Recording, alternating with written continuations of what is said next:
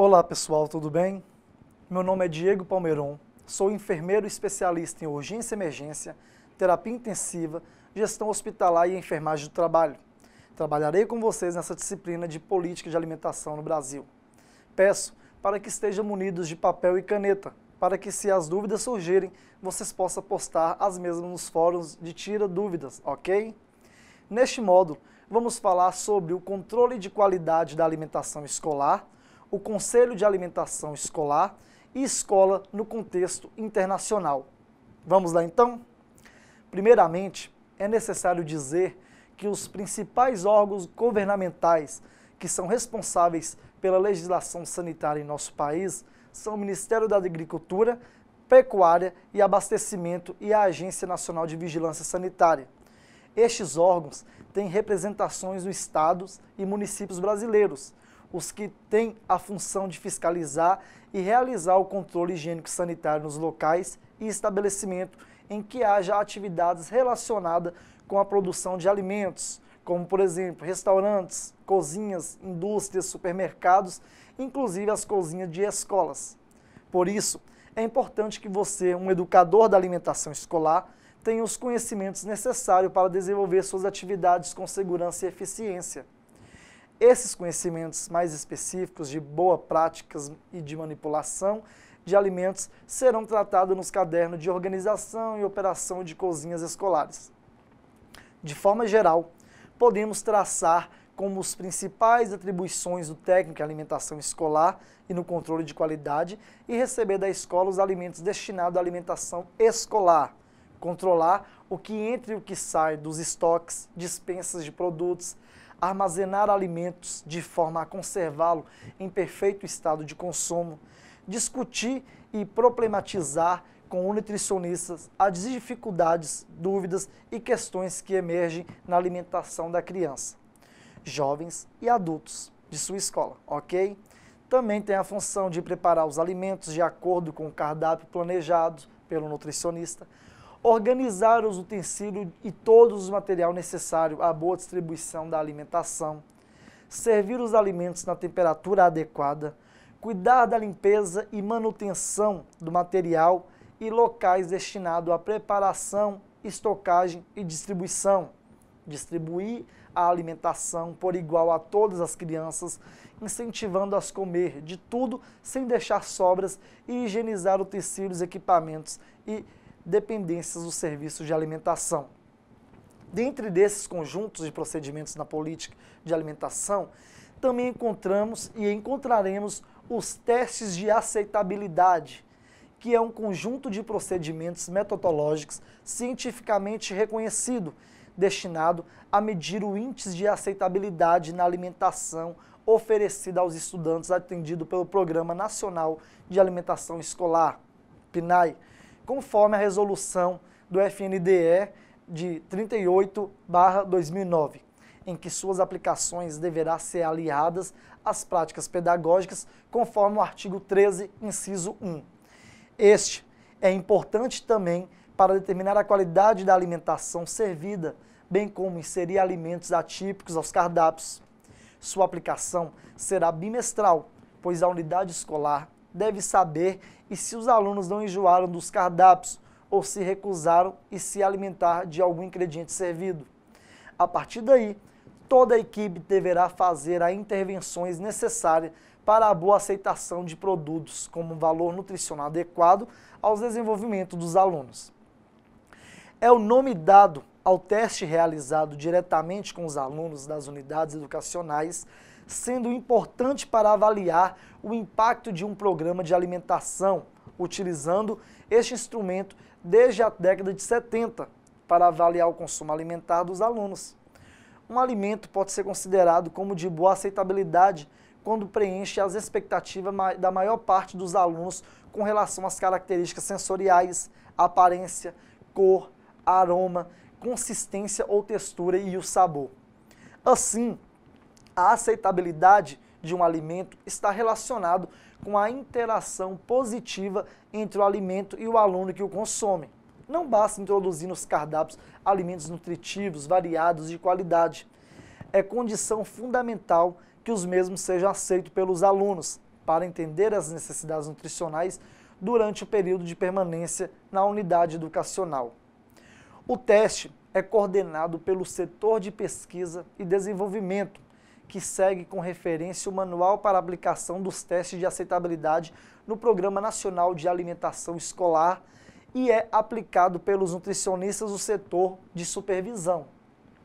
O teste de aceitabilidade é utilizado nas seguintes situações: avaliar a aceitabilidade de um alimento que o pretende produzir no cardápio, avaliar a aceitabilidade dos alimentos e cardápios habitualmente praticados. Indicadores avaliados pelos métodos de restos e ingestão e escala hedônica facial, que serve como fatores de observância nesses aspectos, como indicador de aceitabilidade, demonstra a porcentagem da quantidade servida que foi efetiva, consumida e a quantidade de estudantes que consideraram o alimento e o cardápio bom ou ótimo. O indicador de refeição demonstra a porcentagem da quantidade servida que não foi consumida ou a quantidade de estudantes que não gostaram ou detestaram o alimento ou o cardápio. O indicador de adesão corresponde à medida percentual de estudantes que referiram consumir a alimentação preparada pela escola para que possa ser introduzida ou mantida no programa da alimentação escolar segundo o FNDE. E o produto deve apresentar um índice de aceitabilidade de no mínimo 85% quando utilizado o método de escala hedônica facial e 90% quando utilizado o método do resto ingestão. São vários os fatores que influenciam a ingestão de alimento na escola, incluindo o horário servido, as influências culturais, o meio social em que a criança convive, o modo de preparo e a própria qualidade do alimento. O CODAI, no entanto, entende que os indicadores acima relacionados poderão nortear a viabilidade de introdução na manutenção do alimento do cardápio, levando à valorização de uma política adequada para o programa de alimentação escolar.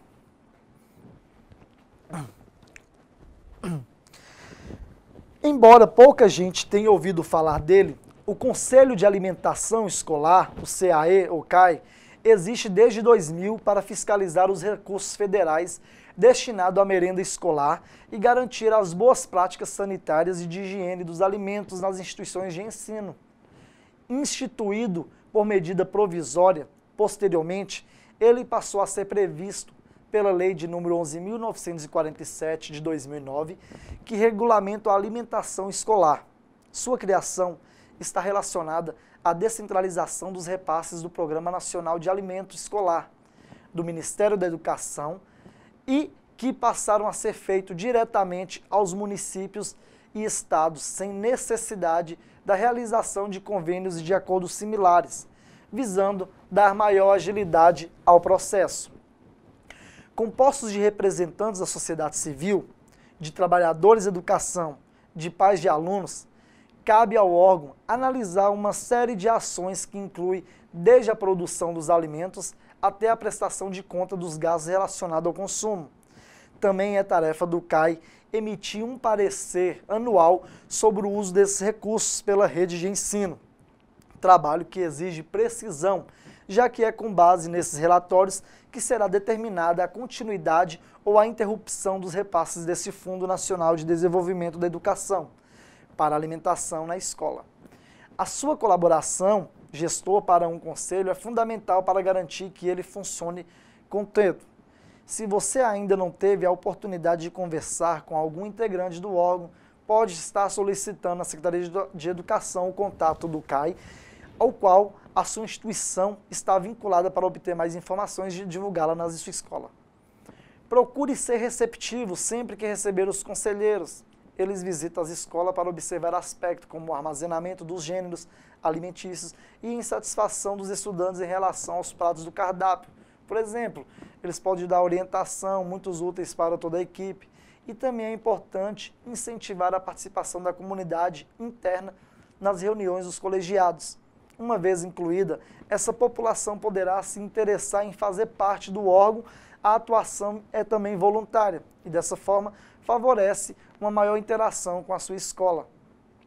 Afinal, um conselho efetivo da sociedade civil e a oportunidade de aprimorar as ações da rede de ensino e garantir uma alimentação escolar saudável. Outro aspecto também importante e muito fundamental é que os conselheiros conheçam as cozinhas, as despesas, os refeitórios dessa escola para avaliar o gerenciamento de estoque, o cardápio, a higiene na preparação dos ingredientes e o fornecimento dos mesmos. O trabalho, o in loco, permite que eles questionem se os alunos estão satisfeitos com a merenda e observem todas as falhas que possam vir prejudicar o bom andamento no Programa Nacional de Alimentação Escolar. É importante que o Conselho informe a Secretaria de Educação sobre as irregularidades encontradas durante as visitas e depois verifique as providências adotadas a respeito. Analisar as cotas relativas ao Programa de Alimentação Escolar de cada município ou estado é provavelmente a atribuição do colegiado que exige mais atenção. Isso porque os conselheiros precisam verificar o relatório anual enviado pela Secretaria de Educação que detalha os gastos com merenda, por meio de extratos bancários, cópias de editais de licitações realizadas e uma lista com os débitos, as despesas, as notas fiscais. Cabe também ao órgão fazer com que todos cumpram a lei da alimentação escolar no que diz respeito, por exemplo, ao investimento de 30% da verba federal na aquisição de produtos da agricultura familiar, visando estimular a alimentação saudável e promover o crescimento da economia local. Com base nos estudos de todos esses aspectos, o CAI elabora um parecer ao FNDE em que informa se os recursos do PNAE estão sendo gastos conforme a lei. Se as contas não forem aprovadas, o FNDE concorda com a opinião do Conselho e é aberto um processo para apurar as irregularidades e os repasses são suspensos, até que ela possa vir a entrar em um bom senso ali para ver a melhor forma de dar continuidade. Para que esse conselho possa trabalhar, os gestores locais deverão garantir o CAI, ou seja, ter um local apropriado com condições adequadas para as reuniões, disponibilizar equipamentos como computador e impressora, disponibilizar transporte para que eles possam visitar as escolas, pessoas que possam apoiá-los no desenvolvimento de suas atividades, como um secretário, bem como fornecer também, sempre que solicitado, todos os documentos e informações necessárias.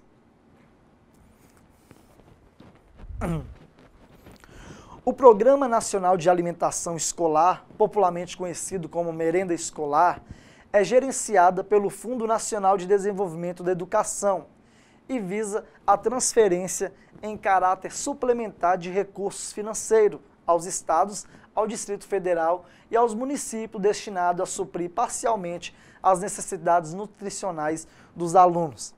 É considerado um dos maiores programas da área de alimentação escolar no mundo e é o único com atendimento universalizado.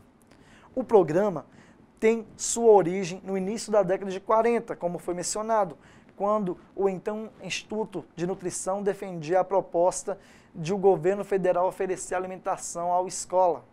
Entretanto, não foi possível concretizá-la por indisponibilidade de recursos financeiros. Já na década de 50, foi elaborado um abrangente Plano Nacional de Alimentação e Nutrição, denominado Conjuntura Alimentar e o Problema da Nutrição no Brasil. É nele que, pela primeira vez, se estrutura um programa de merenda escolar em âmbito nacional sobre a responsabilidade pública. Desse plano original, apenas o Programa de Alimentação Escolar sobreviveu, contanto com o financiamento do Fundo Internacional de Socorro à Infância, o FISE, atualmente o Unicef, que permitiu a distribuição do excedente de leite em pó destinado inicialmente à campanha de nutrição materno-infantil. Em 31 de março de 1955, foi assinado o Decreto número 37.106, que instituiu a campanha de merenda escolar, que é a CME, subordinada ao Ministério da Educação. Na ocasião, foram celebrados convênios diretamente com o FISE e outros organismos internacionais. Em 1956, com a edição do Decreto 39.007, de 11 de abril de 56, ela passou a se denominar a Campanha Nacional de Merenda Escolar, que ficou conhecida como CNME, com a intenção de promover o atendimento no âmbito nacional. No ano de 1965, o nome do CNME foi alterado para Campanha Nacional de Alimentação Escolar, o CNAE, pelo Decreto 56.886 de 1965, e surgiu um elenco de programas de ajuda americana, entre os quais destacavam-se o Alimento para a Paz, financiado pela Agência dos Estados Unidos para o Desenvolvimento Internacional, o SAID, o Programa de Alimentação e Desenvolvimento, voltado ao entendimento das populações carentes. E é a alimentação de crianças em idade escolar e o Programa Mundial de Alimentação, o PMA, da Organização das Nações Unidas para a Agricultura e na Alimentação, que foi o FAO da ONU. A partir de 1976, embora financiado pelo Ministério da Educação e gerenciado pela Campanha Nacional de Alimentação Escolar, o programa era parte do segundo Programa Nacional de Alimentação e Nutrição, o PRONAN. Somente em 1979 passou a denominar-se Programa Nacional de Alimentação Escolar.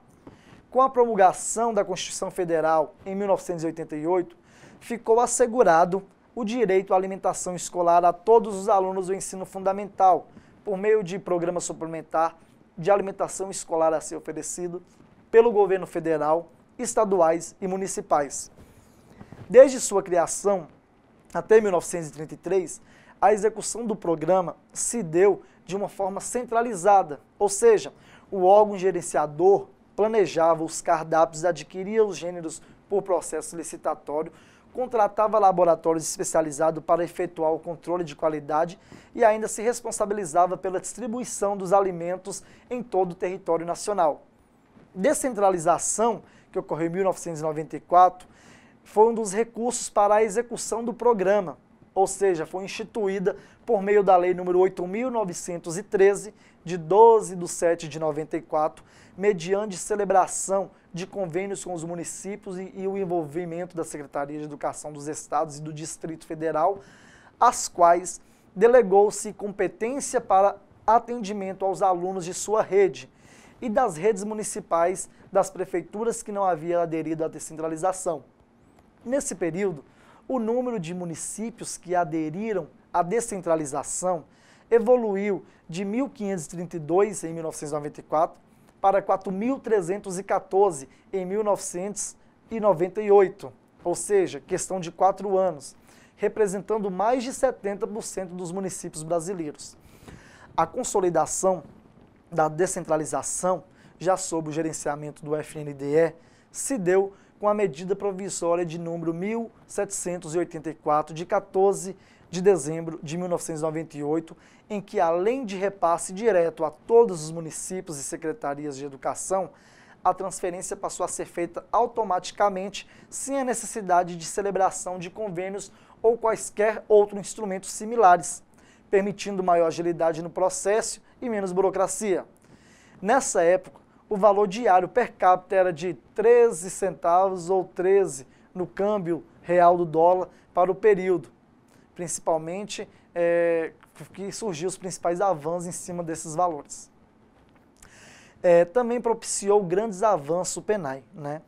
Dentre eles, destacam-se a obrigatoriedade que 70% dos recursos transferidos pelo governo federal sejam aplicados exclusivamente em produtos básicos e o respeito aos hábitos alimentares regionais e a vocação agrícola no município, fornecendo um desenvolvimento da economia local. Outra grande conquista foi a instituição em cada município brasileiro do Conselho de Alimentação Escolar. Lembra que nós falamos? O CAE, um órgão deliberativo, fiscalizador e de assessoramento para a execução do programa. Isso se deu a partir de outros reedição no Ministério Público, número 1784 de 98, em 2 de junho de 2000, sobre o número 1979-19. Atualmente, Os CAIs são formados por representantes de entidades civis organizadas, dos trabalhadores da educação, dos discentes, dos pais e dos alunos e representantes do Poder Executivo. A partir de 2006, uma conquista fundamental foi a exigência da presença do nutricionista como responsável técnico pelo programa, bem como do quadro técnico composto por esse profissional em todas as entidades executoras, o que permitiu uma melhoria significativa na qualidade do PNAE quanto ao alcance de seu objetivo. Outro marco que merece destaque a partir de 2006 foi o estabelecimento de parceria do FNDE com as instituições federais de ensino superior, culminando na criação de centros colaboradores de alimentação e nutrição escolar, que são unidades de referência de apoio constituídas para desenvolver ações e projetos de interesse e necessidades do PNAE, com estrutura e equipe para a execução das atividades de extensão, de pesquisa e ensino. Dentre as atividades, merece destaque as capacitações dos atores sociais envolvidos no programa. O PNAE é conhecido mundialmente como um caso de sucesso de programa de alimentação escolar sustentável. Nesse contexto, é importante ressaltar os acordos internacionais firmados com a Organização das Nações Unidas para o Alimento e a Agrícola, que é o FAO, e com o Programa Mundial de Alimentação, o PMA, por meio de agência brasileira e cooperação do Ministério das Relações Exteriores, com vistas a apoiar o desenvolvimento e o programa de alimentação escolar sustentáveis em países da América Latina, Caribe e também na África, na Ásia, sob os princípios da segurança alimentar e nutricional e do direito humano à alimentação adequada. Em 2009, a sanção da Lei nº 11.947, de 18 de junho, trouxe novos avanços para o PNAE, como a extensão do programa para toda a rede pública de educação básica, inclusive aos alunos participantes do programa Mais Educação, e de jovens adultos, e a garantia que no mínimo 30% do repasse do FNDE seja investido na aquisição de produtos da agricultura familiar. Outra mudança importante foi a inclusão do atendimento em 2013 para os alunos que frequentam o atendimento educacional especializado, o AEE, para os estados de jovens e adultos semipresenciais e para aqueles matriculados em escola de tempo integral. Em relação aos recursos financeiros, o PNAE transfere per capita diferenciados para atender às diversas étnicas e às necessidades nutricionais por faixa etária e de condições de vulnerabilidade social. Dessa forma, merece destaque o fato de que o programa prioriza o assentamento da reforma agrária e as comunidades tradicionais indígenas e as comunidades colombos quanto à aquisição de gêneros da agricultura familiar, bem como diferenciar o valor per capita repassado aos alunos matriculados em nossas escolas, localizadas em áreas indígenas e remanescentes de quilombos. Em 2012, aumentou o valor repassado aos alunos matriculados em creches e pré-escolas sob a diretriz de política governamental de priorização da educação infantil.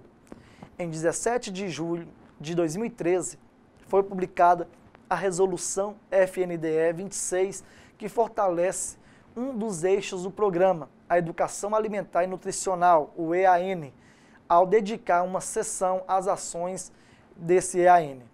Essas medidas vai ao encontro das políticas públicas atuais relacionadas à segurança alimentar e nutricional, visando a existência do Plano de SAM, do Plano Nacional de Combate à Obesidade e do Plano de Ações Estratégicas para o Enfrentamento das Doenças Crônicas Não Transmissíveis, o DCNT. Destaca-se ainda que em 2 de abril de 2015, a resolução considerada o fortalecimento da agricultura familiar e suas contribuições para o desenvolvimento social e a economia local alterou a redação do artigo 25 e 32 da Resolução FNDE 26, que tratava da aquisição de gêneros alimentícios oriundos da agricultura familiar e do empreendedor da família rural ou suas organizações. A resolução, publicada em 2015, modificou a forma de aplicação dos critérios para a seleção de classificação dos projetos de vendas, estabeleceu os que são grupos formais e informais de assentados da reforma agrária, comunidades tradicionais indígenas e quilombos e critérios para desempate. Definiu os locais onde deverão ser divulgados editais das chamadas públicas, incluindo documentos para viabilizar dos projetos de venda dos grupos formais. Estabeleceu os preços dos produtos a serem adquiridos da agricultura familiar e são aqueles publicados nas chamadas públicas. Definiu também o limite individual de venda para o agricultor familiar na comercialização para o PNAE, por entidades executoras. Estabeleceu novas regras para o controle do limite individual de venda dos agricultores familiares e definiu o modelo de edital de chamadas públicas, de pesquisas, de preços, de projetos e de vendas para ser contrato. No Brasil, existem várias ações de programas de instituição para que essa estratégia seja seguida. Dentre eles, destacaremos a alimentação escolar, que é um meio para alcançar essas metas. Essas metas nós vamos falar um pouquinho, que a alimentação escolar está fazendo para promover o seu alcance. A primeira meta é alcançar o peso saudável e reduzir o consumo de alimentos com alto teor de açúcares e gorduras. Nos últimos anos, observamos o aumento de doenças crônicas não transmissíveis, como obesidade nas crianças e adolescentes, devido ao hábito de vida inadequado ao aumento do consumo de alimentos industrializados, normalmente ricos em gorduras e açúcares, e a redução da atividade física. Assim, o PNA e o PENAI estabeleceu que somente 30% dos recursos destinados à alimentação escolar poderão ser gastos com alimentos industrializados, visando então a compra de alimentos mais saudáveis para as escolas. Temos como segunda meta o aumento do consumo de fibras, frutas e vegetais. As fibras são nutrientes que atuam na prevenção do excesso do peso, do câncer e dentre outras doenças. Estão presentes nas frutas, nos legumes, verduras e grãos integrais também. Desde 2004, o PENAI incentiva o consumo de frutas, legumes e verduras e desenvolve um projeto de implantação de hortas escolares juntamente com o FAO. A terceira meta é diminuir o consumo de sal, pois está presente em muitos alimentos, principalmente nos alimentos industrializados e enlatados. O consumo de sal deve ser reduzido em todas as idades, pois o seu excesso provoca doenças no coração, como pressão alta, que também atinge crianças e adolescentes. O PENAI estabeleceu que somente 30% dos recursos destinados à alimentação, à escola, poderão ser gastos com alimentos industrializados, reduzindo quantidades de alimentos ricos em sal. E a quarta meta é fazer com que os ambientes escolares promovam atividades físicas e alimentação saudável. Uma vida saudável depende de vários fatores, dentre eles a atividade física e a alimentação saudável. Você já verificou na sua unidade a importância da alimentação saudável na escola para o crescimento e desenvolvimento dos estudantes, bem como atividades que poderá executar para que o ambiente escolar se torne um ambiente de saúde? Dê uma olhada, confira isso. Volte a essas unidades e relembre as atividades que te ajudaram a desenvolver essas metas em sua escola. E então é isso, pessoal. Espero que essa aula tenha contribuído para a sua aprendizagem. E lembre-se, a nossa alimentação é o que define o nosso futuro. Por isso, policie cada dia mais as suas refeições. Abraços virtuais e até mais ver.